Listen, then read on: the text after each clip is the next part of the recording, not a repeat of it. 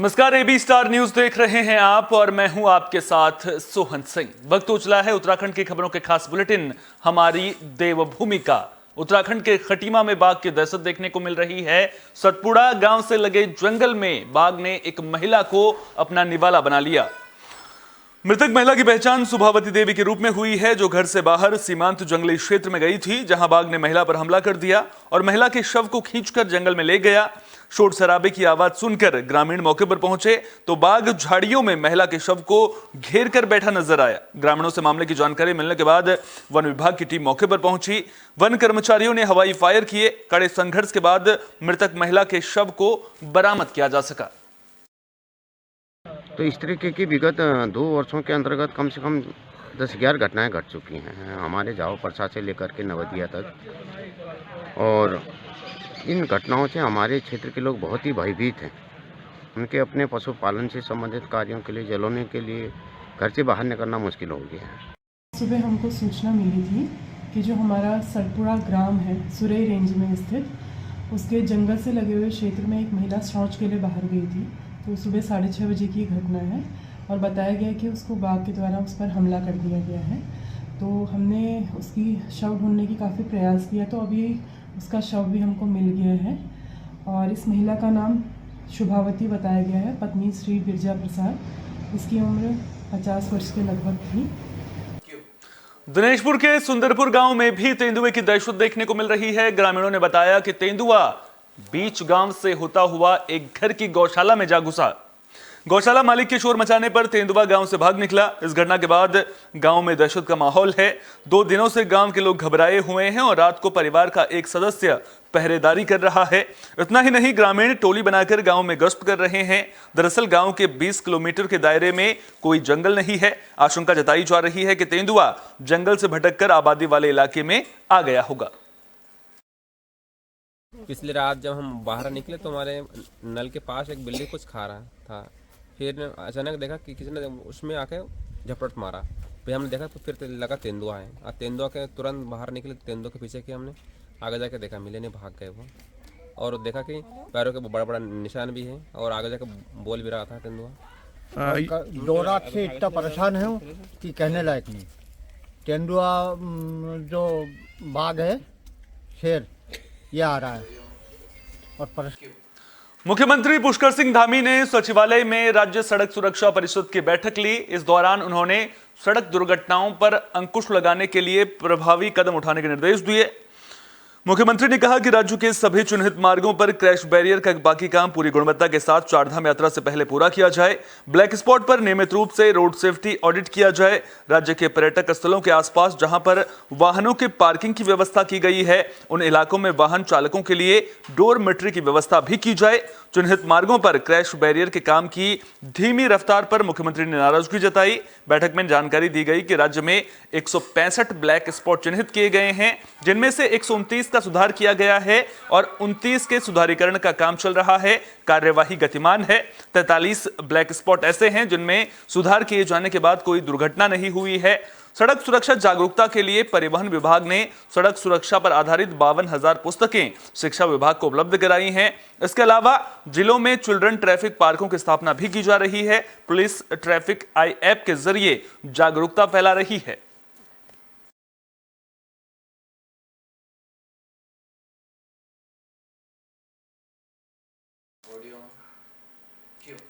Bulletin में बात उत्तरकाशी की भी कर लेते हैं, जहां मुख्यमंत्री पुष्कर सिंह धामी ने तिलौथ बजलीघर के RMU कार्यों का लोकार्पण किया। इस दौरान उनके साथ UJVN लिमिटेड के प्रबंध निदेशक डॉक्टर संदीप सिंगल भी मौजूद रहे। इस दौरान जल विद्युत परियोजना का भी निरीक्षण किया गया। उत्तरकाशी भ्रमण के दौरान प्रबंध निदेशक डॉक्टर संदीप सिंगल ने निगम की भगीरथी घाटी में स्थित परियोजनाओं और बिजली घरों का स्थल निरीक्षण किया। डॉक्टर सिंघल ने मनेरी भाली द्वितीय परियोजना, धरासू बिजली घर, जोशियाड़ा बैराज, तिलोथ बिजली घर और मनेरी बांध का निरीक्षण कर कार्यों की प्रगति को लेकर जानकारी भी ली। डॉक्टर सिंघल ने इस दौरान बांध पुनर्वास एवं सुधार परियोजना के तहत किए जा रहे कार्यों का विशेष रूप से निरीक्षण किया। इस दौरान उन्होंने अधिकारियों एवं कर्मचारियों से चल रहे कार्यों की जानकारी ली और उनकी समस्याओं और सुझावों को भी सुना।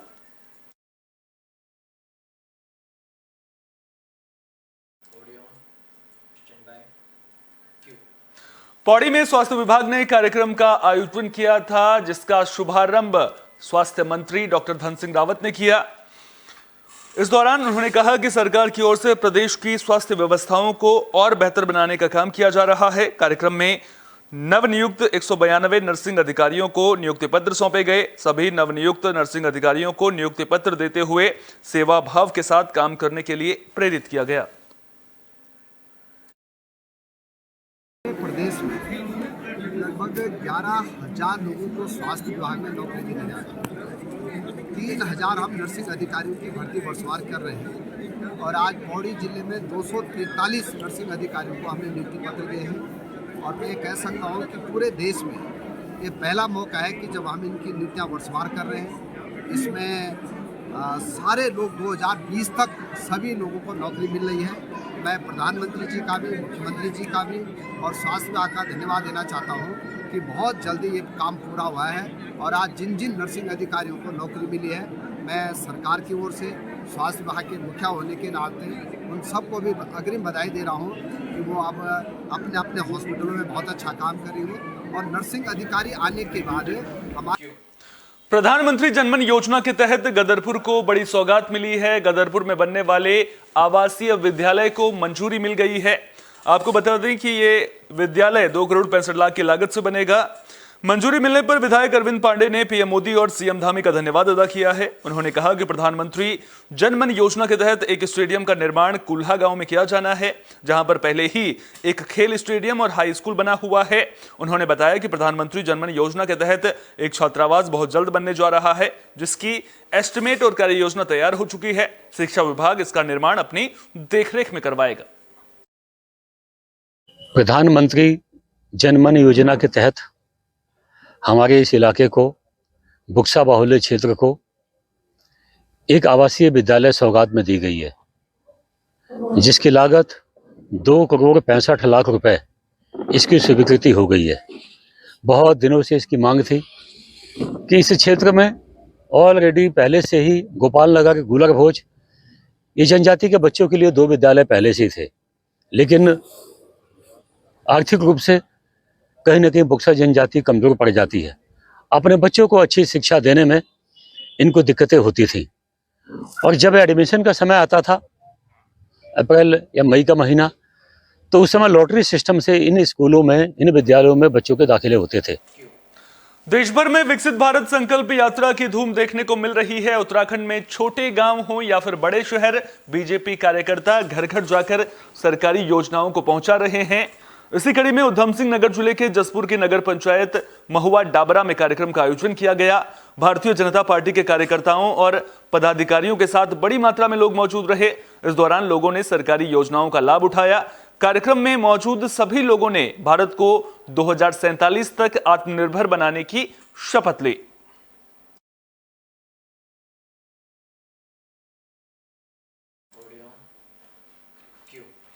कुमाऊं कमिश्नर दीपक रावत ने सड़क किनारे कूड़ा फेंकने के मामले को लेकर नाराजगी जाहिर की है। साथ ही साथ उन्होंने अधिकारियों को फटकार भी लगाई है। दरअसल दीपक रावत हल्द्वानी में सर्किट हाउस काठगोदाम जा रहे थे। इसी दौरान उन्हें सर्किट हाउस के पास सड़क किनारे की दीवार और काठगोदाम थाने की दीवारों के बीच कूड़ा नजर आया, जिसे देख कुमाऊं कमिश्नर दीपक रावत ने गाड़ी रोकी और नाराजगी जाहिर की। उन्होंने सर्किट हाउस के कर्मचारियों से लेकर काठगोदाम थाना पुलिस को जमकर फटकार भी लगाई। उन्होंने कहा कि सर्किट हाउस हमारा राज्य अतिथि गृह है, जहां पर मुख्यमंत्री से लेकर तमाम वीआईपी आते हैं। ऐसे में इसके आसपास का क्षेत्र साफ सुथरा होना चाहिए। गंदगी से हमारे राज्य अतिथि गृह की बदनामी होती है। उन्होंने सर्किट हाउस और एनएचपीसी के कर्मचारियों के साथ ही काठगोदाम थाना पुलिस को तत्काल सड़क किनारे की गंदगी को 1 घंटे में साफ करने के आदेश दिए। नगर आयुक्त पंकज उपाध्याय को भी उन्होंने एक पत्र जारी किया। कहा कि भविष्य में इस तरह की गंदगी दोबारा देखे जाने पर व्यक्तिगत तौर पर उनकी जिम्मेदारी तय की जाएगी।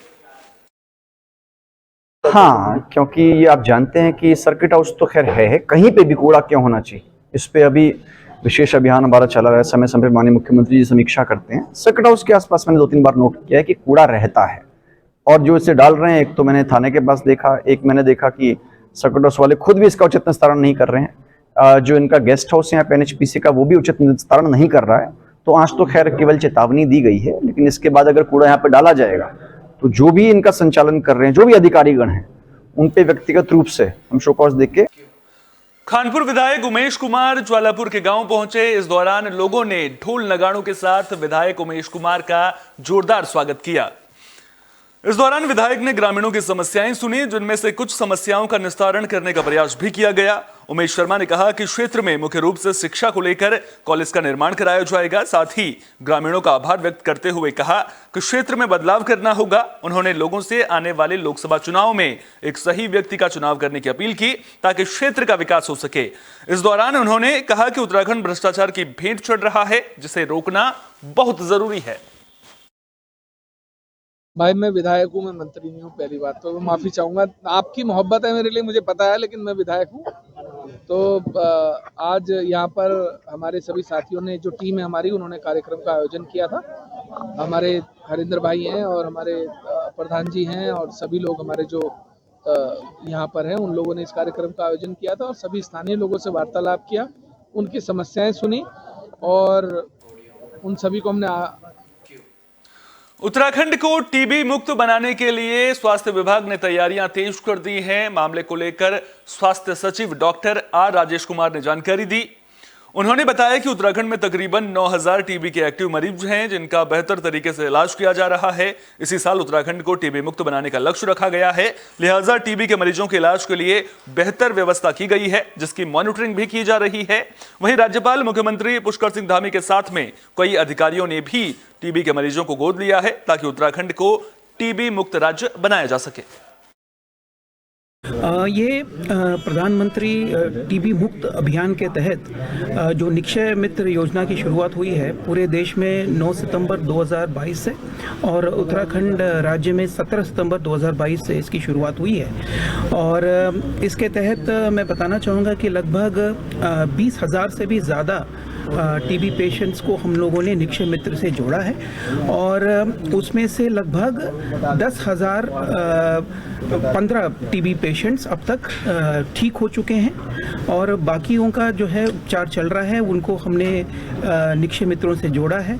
और ये बहुत ही अच्छी बात है कि टीबी मुक्त भारत अभियान के तहत जो निक्षय मित्र योजना हमारी चल रही है, इसमें जो निक्षय मित्र बन के लोग आ रहे हैं, इसमें काफ़ी अच्छा पार्टिसिपेशन है समाज के हर वर्ग से, चाहे वो इंडिविजुअल व्यक्ति हो या NGOs हो या ऐसे प्रतिष्ठित व्यक्ति जो एक से ज़्यादा पेशेंट्स को। उत्तराखंड की खबरों के खास बुलेटिन हमारी देवभूमि में फिलहाल के लिए इतना ही। अपना बहुत बहुत ख्याल रखिए। देश और दुनिया की तमाम अहम खबरों के लिए देखते रहिए AB स्टार न्यूज़।